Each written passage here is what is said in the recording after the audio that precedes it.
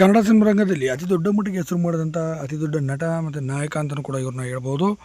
ಹೌದು, ಇಂಥ ದೊಡ್ಡ ನಾಯಕ ನಟ ಇದೀಗ ವಿಧಿವಶರಾಗಿರುವಂಥದ್ದು. ಆ್ಯಕ್ಷನ್ ಸಿನಿಮಾಗಳಲ್ಲಿ ಮತ್ತು ಮಾಸ್ ಸಿನಿಮಾಗಳಲ್ಲಿ, ರೋಡಿಸಮ್ ಫಿಲಮ್ಗಳಲ್ಲಿ ಇವರ ನಾಯಕರಾಗಿ ಕಾಣಿಸಿಕೊಂಡಿದ್ದಂಥ ನಟ ಅಂತ ಹೇಳ್ಬೋದು. ಕೇವಲ 32ನೇ ವಯಸ್ಸಿಗೆ ಇದೀಗ ಜಾಂಡೀಸ್ ಎಂಬ ಮಹಾಮಾರಿ ಕಾಯಿಲೆಗೆ ಸತತವಾಗಿ 1 ತಿಂಗಳಿಂದ ಕೂಡ ಬಳಲ್ತಿದ್ರು. ಇಂದು ಮುಂಜಾನೆ 3 ಗಂಟೆ ಸುಮಾರಿನಲ್ಲಿ ಕೊನೆಗೆ ಸೆಳೆದಿದ್ದಾರೆ. ಇತ್ತೀಚೆಗೆ 6 ತಿಂಗಳ ಹಿಂದೆ ತಾನೇ ಅವರ ತಂದೆ ಕೂಡ ತೀರಿ ಹೋಗಿದ್ದರು. ತಂದೆ ತೀರುವಂಥ ಡಿಪ್ರೆಷನ್ಲಿ ಕೂಡ ಇದ್ದಂಥ ಸಂದರ್ಭದಲ್ಲಿ ಇವರು ಆಸ್ಪತ್ರೆಗೆ ಕೂಡ ಸೇರಿಕೊಂಡ್ರು. ಆಗಲೇ ಗೊತ್ತಾಗಿದೆ ಜಾಂಡೀಸ್ ಅಂತ. ಇವರು ಬೇರೆ ಯಾರಲ್ಲ, ಗಣಪ ಸಿನಿಮಾದ ನಾಯಕ ನಟರಾದಂಥ ಸಂತೋಷ್ ಬಾಲರಾಜ್ ಅವರು ಇದೀಗ ವಿಧಿವಶರಾಗಿದ್ದಾರೆ ಅನ್ನೋ ಮಾಹಿತಿ ಬರ್ತಾ ಇರೋದು.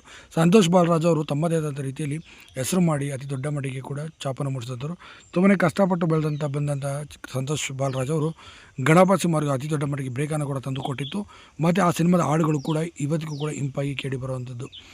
ಇದಾದ ನಂತರ ಇನ್ನೊಂದು 2-3 ಸಿನಿಮಾಗಳಲ್ಲಿ ಮಾಸ್ ಆಗಿ ಎಂಟರ್ಟೈನರ್ ಆಗಿ ಕೂಡ ಅಭಿನಯಿಸಿದರು.